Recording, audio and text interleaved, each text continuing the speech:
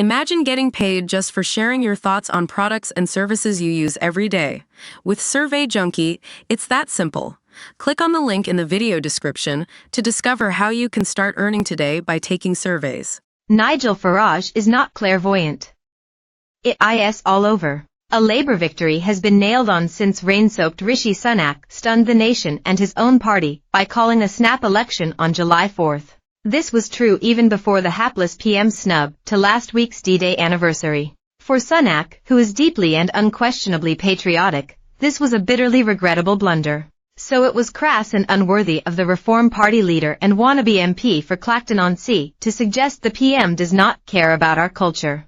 But there is nothing Downing Street can now say, do or promise after 14 years of bloodletting chaos to prevent Keir Starmer harvesting the biggest unearned majority of modern times. An untested and secretive Labour Party will be handed power on a plate, free to do as it pleases. A weekend Delta poll suggests a huge 416-seat Labour majority, with the Tories reduced to a 37-seat rump. Even the PM's Richmond stronghold in Yorkshire would fall under an anti-conservative tsunami. Once loyal voters know full well a vote for reform is a vote for Labour. Yet they are so furious with the Tory lurch to the left that they are willing to risk letting in the real thing.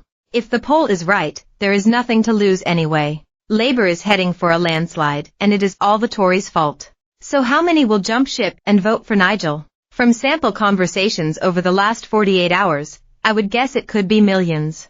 Anger with this government is beyond appeasing. Lifelong Conservatives have made up their mind to use July 4th to give the party a kicking, whatever the consequences to themselves. This is the change of mood identified by Farage last week as being out there, beyond the understanding of the London-based metropolitan elite. His bombshell decision to ditch plans to join Donald Trump's re-election bandwagon was a seminal moment in British politics. The one-time scourge of the EU now looks like a dead cert for the Clacton seat. We may even be witnessing the moment the Tory party died after 190 years as the democratic world's most successful political party. If so, Farage will swoop like a vulture on its clapped-out carcass.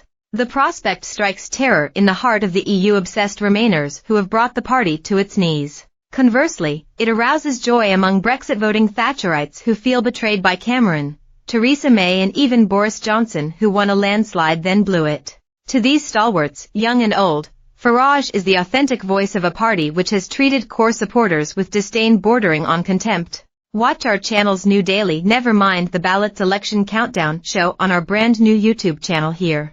Every weekday Sun political editor Harry Cole brings you the latest news and analysis from the election campaign trail. Remainers will never forgive the ex-UKIP leader for spearheading Brexit. They sneeringly see him as a raucous fairground barker and snake oil salesman. Farage has denounced them as snobby, and there is something in that. Despite his public school education and stockbroker background, he is regarded as below the salt. Yet he commands outspoken support from potential leadership candidates such as former Home Secretary Priti Patel and discreetly powerful fellow GB News star Jacob Rees-Mogg. I'm a huge admirer of Nigel's and I think he should hold high office within the Conservative Party, says Sir Jacob. Nigel is a Tory. He's a charismatic politician. He says things that resonate with voters. I think the Tory party has too often been trying to appeal to the Liberal and Green vote that isn't coming to us anyway. One thing seems certain. There will be no honeymoon for a revolutionary socialist Starmer regime once in office. A huge majority is more a headache than an asset for an inexperienced PM with rivals and enemies on all sides. It is worth remembering that Farage has a long-standing friendship with swashbuckling vote magnate Boris Johnson. Johnson may now be just a humble political columnist, but he hasn't gone away. The two men did a deal in 2019 when Farage's Brexit party stood aside to give Bojo a free run and an 80-seat majority. Could they wind up doing business again? You don't need a crystal ball to answer that. I never met TV Dr. Michael Mosley, but, having followed his shows and newspaper columns, I felt